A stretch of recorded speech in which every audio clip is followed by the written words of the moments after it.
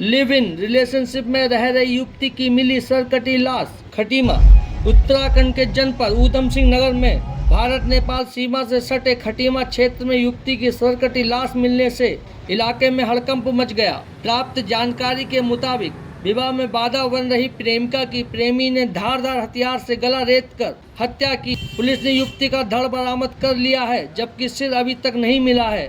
युवती की गुमशुदगी हरियाणा में दर्ज हुई थी। हरियाणा पुलिस मामले की जांच करते हुए यहां तक पहुंची और हत्यारे के निशानदेही पर शव बरामद किया। जानकारी के अनुसार सितारगंज के ग्राम गोरी खेड़ा निवासी 25 वर्षीय मुश्ताक अहमद पुत्र अली अहमद की बंगाली कॉलोनी नानकमत्ता निवासी 32 वर्षीय पूजा विश्वास से रुद्रपुर रोडवेज बस स्टेशन में हरियाणा जाते वक्त मुलाकात हुई थी, जहां से दोनों में प्रेम प्रसंग हो गया।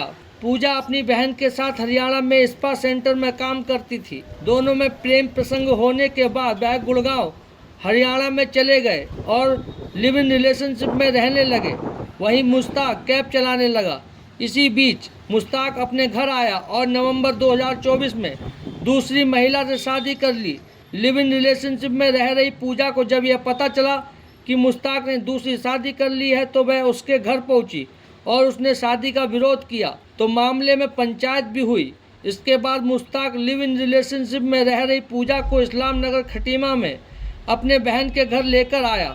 16 नवंबर 2024 को वह पूजा को नदन्ना काली पुलिया अंडरपास नहर के पास ले गया, जहां उसने उसकी गला काट कर हत्या कर दी और धड़ को चादर से लपेटकर सिर को कट्टे में डालकर नहर में फेंक दिया। पूजा की छोटी बहन उर्मिला ने जब बहन के कई दिनों तक न आने पर अपने परिजनों को बताया तो परिजनों ने उसे बताया कि वह इधर नहीं है।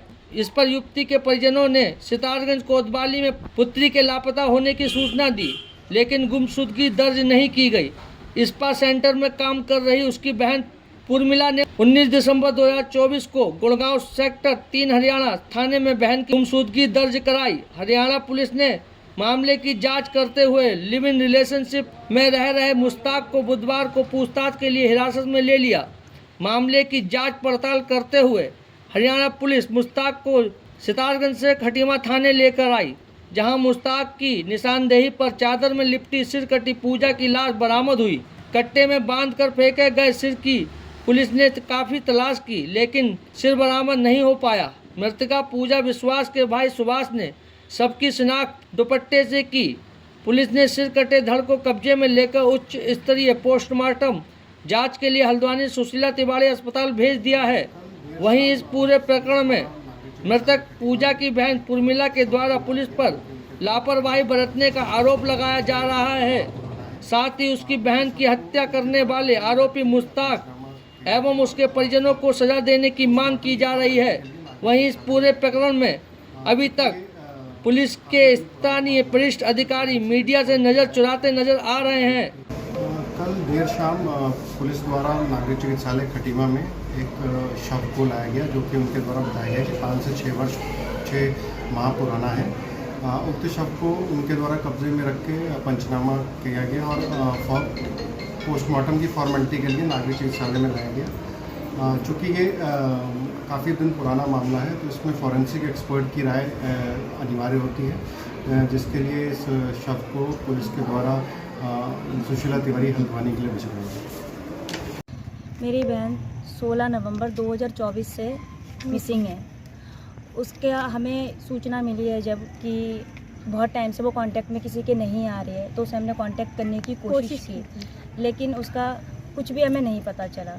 उसके बाद मुझे शक हुआ कि शायद कुछ हुआ है उसके साथ। उसके बाद जब मैंने छानबीन के दौरान हमें ये पता चला वो एक लड़का है मुश्ताक अहमद, उसके साथ वो रह रही थी। पर उसने पहले अपने आप को हिंदू बताया हुआ था मेरी बहन को कि मैं हिंदू हूँ, और हमें भी ये पता था कि वो हिंदू है। ये तो बाद में हमें पता चला कि वो मुस्लिम है। उसके बाद हमने कंप्लेंट कराने की कोशिश की वहाँ गुड़गांव हरियाणा में सेक्टर 5 में। फिर वहाँ से छानबीन के बाद हमें पता चला कि वो 10-15 दिन से सितारगंज में रह रहे थे। फिर हम सितारगंज थाने में कंप्लेंट करवाने गए, लेकिन वहाँ हमारी किसी ने कोई कंप्लेंट नहीं की। 2 बार गए और वो उन्हीं को ही धमका रहे थे कि तुम्हें हम अंदर कर देंगे, लेकिन उन्होंने हमारी कोई भी नहीं सुनी। फिर उसके बाद मैं हरियाणा पुलिस में गई, वहाँ रिक्वेस्ट की, सर आप मेरी हालात समझिए, वो मिसिंग है, इतने दिन हो गए हैं, उसको प्लीज़ ढूंढ के दीजिए। तब मेरा एफआईआर वहाँ पे लिखाया गया है। अपने जीजा जी उसके बाद मेरे भैया और जीजा जी को मैंने फिर थाने भिजवाया। उन्होंने उनको भी धमकाया कि यहाँ पे नहीं होगा कुछ भी, आप लोग यहाँ से जाओ, नहीं तो आप लोगों को भी हम अंदर कर देंगे। उसके बाद हरियाणा में मेरी रिपोर्ट जो दर्ज हुई है, उसके बाद जब छानबीन करना शुरू हुआ, हम यहाँ आए। उसकी फैमिली भी, पूरे फैमिली इन्वॉल्व है उसकी छुप छुप के उसके मर्डर के बाद उसकी दूसरी शादी करवाई गई है।